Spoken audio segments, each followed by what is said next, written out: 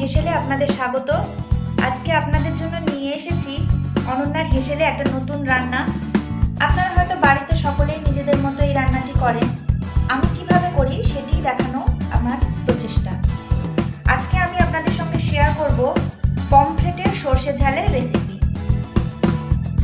আপনাদের যদি অনন্যার হেসেলের রান্নাগুলো ভালো লাগে তবে অবশ্যই অনন্যার হেসেল চ্যানেলটিকে সাবস্ক্রাইব করে আমার পাশে থাকবেন এবং ভালো লাগলে শেয়ার এবং লাইক এবং কমেন্ট করতে একেবারেই ভুলবেন না। শুরু করা যাক পমফ্রেটের সর্ষে ঝালের রেসিপি। কড়াইয়ে প্রথমে সর্ষের তেল দিয়েছি। তেলটা গরম হয়ে গেলে আমি এতে সামান্য নুন দিয়ে নেব এবং নুনটা ভালো করে পুরো কড়াইয়ে লাগিয়ে নেব। আপনারা দেখতেই পাচ্ছেন তেলটা খুবই গরম হয়ে গেছে। আমি এর মধ্যে আগে মাছগুলো দিয়ে ভালো করে ভেজে নেব।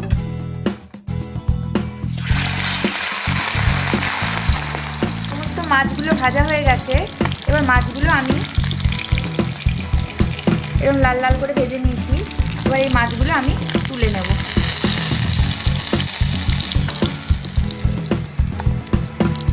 কড়াইয়ে মাছ ভাজার খানিকটা তেল আছে, এতেই আমি সামান্য কালো জিরে ফোড়ন দেব।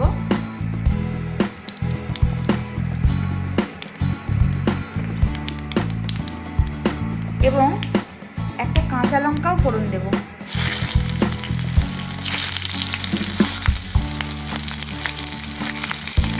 এর মধ্যেই আমি একটা পেঁয়াজ কুচিয়ে রেখেছি, সেগুলোও দিয়ে দেবো।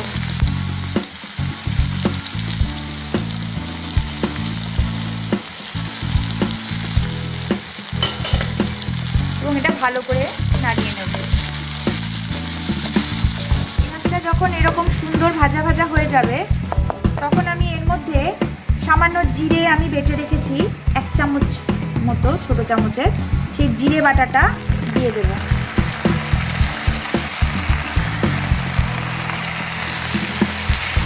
এবং এটা ভালো করে মিশিয়ে দেব। খানিকক্ষণ ধরে কষতে হবে জিরে বাটাটা দিয়ে। দেখুন ভালো করে কষিয়ে নিয়েছি। আমি বাটি ধোয়া জলটাও দিয়েছিলাম, তাই সামান্য দেখুন পাশ থেকে তেল বেরোচ্ছে। এই রকম সময় আমি বেশ খানিকটা জলে গুলে রাখা সর্ষে বেটে রেখেছি একটা কাঁচা লঙ্কা দিয়ে। এই সর্ষে বাটাটাও এতে দিয়ে দেবো। সর্ষেটা সবসময় জল দিয়ে দেই আমি, কারণ আমার মা বলতেন যে শুধু সর্ষে দিলে অনেক সময় তেতো হয়ে যেতে পারে। তাই জলে গোলা সর্ষে বাটাটা আমি এতে দিয়ে দেব এবং এটা আবারও ভালো করে নাড়িয়ে দেবো। সর্ষে বাটাটা দিয়ে জল দিয়ে দেওয়ার পর আমি ঢাকনা দিয়ে দিয়েছিলাম। দেখুন জলটা ফুটে গিয়েছে, ধোঁয়া ধোঁয়া হয়ে গিয়েছে। এবার আমি এতে প্রয়োজন মতো নুন এবং হলুদটা দিয়ে দেব। আমি এতে একটু হলুদ দিলাম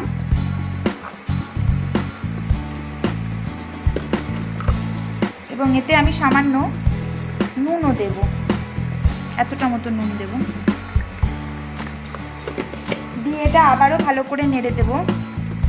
এবং যেহেতু এই রান্নাটা আমি কাঁচা লঙ্কা দিয়েই করছি, তাই আমি এতে আরও একটা কাঁচা লঙ্কা চিড়ে দেওয়া আছে ফোড়নের সময়, আরেকটা কাঁচা লঙ্কা আমি এতে দিয়ে দেব। আর সর্ষের সাথে আমি একটা কাঁচা লঙ্কা কিন্তু বেটে দিয়েছিলাম। দিয়ে এটাকে আমি আবারও একটু ঢাকা দিয়ে দেব। এবার আমি ঢাকনাটা তুলে দেব।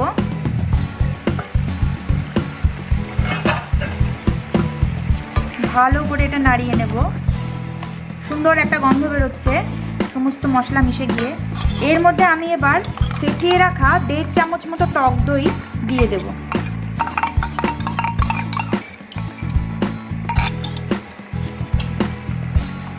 এটাও আমি ভালো করে এর সাথে মিশিয়ে দেব।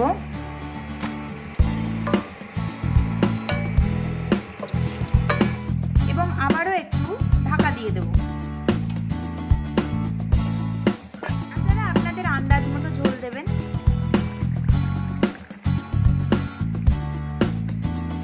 আমি এই মাছ রাখার পাত্রটা অনেকটা তেল লেগে রয়েছে, এটা একটু গরম জল দিয়ে ধুয়ে এতে দিয়ে দেবো। ব্যাস, আর কিন্তু জল এতে আমি দেবো না।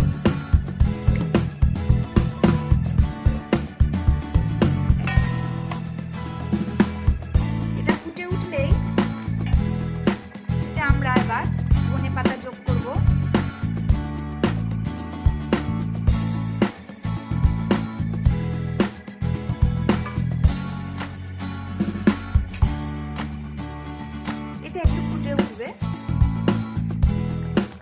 ভালো করে মাছের ঝোলটা ফুটে গিয়েছে। এবার আমি দুটো কাঁচা পাকা লঙ্কা কেটে রেখেছি, সেই লঙ্কাগুলো এতে দিয়ে দেব এবং নেড়ে নেব।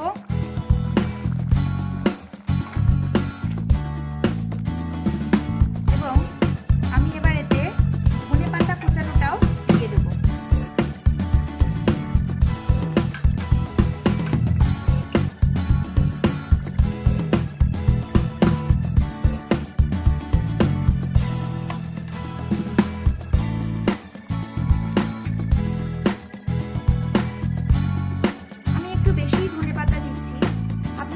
একটু কমও দিতে পারেন, তাতে কোনো ক্ষতি নেই। এটা এবার মিলিয়ে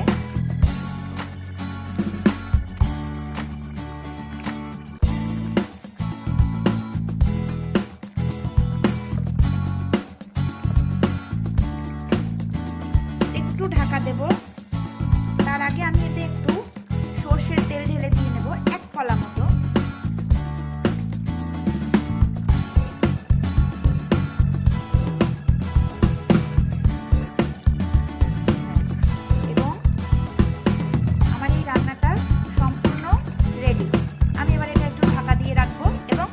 করার সময় আপনাদের সাথে আবার দেখা হবে।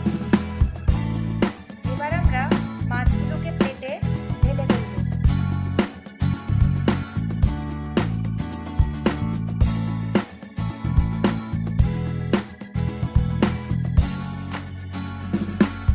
এই রান্নাটা গরম ভাতের সাথে খেতে ভালো লাগবে।